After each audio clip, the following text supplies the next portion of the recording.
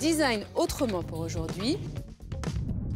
Il a envahi les murs des villes, les parois des bus ou celles des métros. Le graffiti a d'abord été l'ennemi public numéro 1 avant d'accéder au statut d'art à part entière. Élément récurrent de notre paysage urbain depuis 20 ans, le graff passe aujourd'hui à l'étape supérieure. Il s'intègre à présent dans nos intérieurs et devient un véritable art décoratif. C'est ce que nous explique Sven, un jeune graphiste et tagueur. J'ai commencé le graffiti en 1984. Dans notre mouvement, tu as le tag et tu as le graffiti. Le tag, c'est simplement une signature. Et le graffiti, c'est ta signature que tu as élaborée un petit peu en rajoutant des couleurs, des volumes et des contours. Apparu à la fin des années 60 aux États-Unis, le graff était à l'origine la signature des gangs. Il n'a traversé l'Atlantique qu'au début des années 80.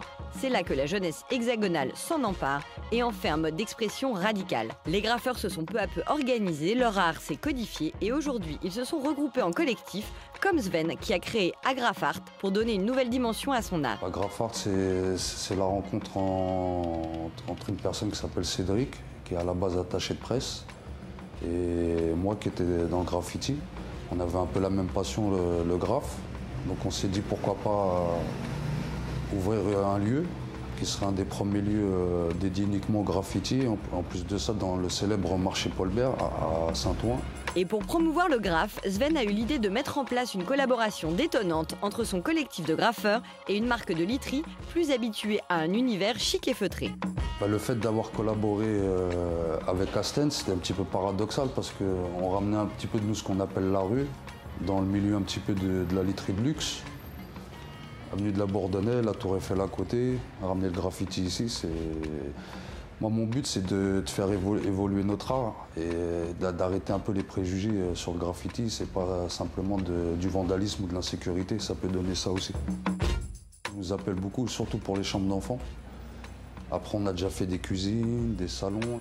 Le graffiti est un art qui s'exprime sur les murs, mais pas seulement. Les graffeurs se sont aussi attaqués aux meubles de la maison. Le mobilier en graphe, on récupère des meubles, on s'arrange pour avoir des meubles. On fait des petites sessions par 3-4 artistes. Il y a une dizaine de meubles. Ils choisissent le meuble qui leur inspire. Et après, chacun il va travailler sa technique sur le meuble. Il y en a qui vont les poncer, il y en a qui vont travailler directement dessus. Il y en a qui vont faire un peu d'ébénisterie. Après, c'est suivant l'artiste. Aujourd'hui, il y a des graffeurs qui se spécialisent dans la déco. Parce que comme je t'expliquais, moi par exemple pour ma part, j'ai plus l'âge d'aller écrire sur les métros ou les murs, ça j'ai assez donné. Donc aujourd'hui, on peint entre nous dans des terrains vagues ou quoi que ce soit, mais on fait beaucoup de déco aujourd'hui. L'avenir du graffiti en France et en Europe, je disais que c'était un art éphémère, mais en réalité, c'est juste nos productions qui sont éphémères parce qu'ils sont souvent effacés ou repassés par des autres graffeurs.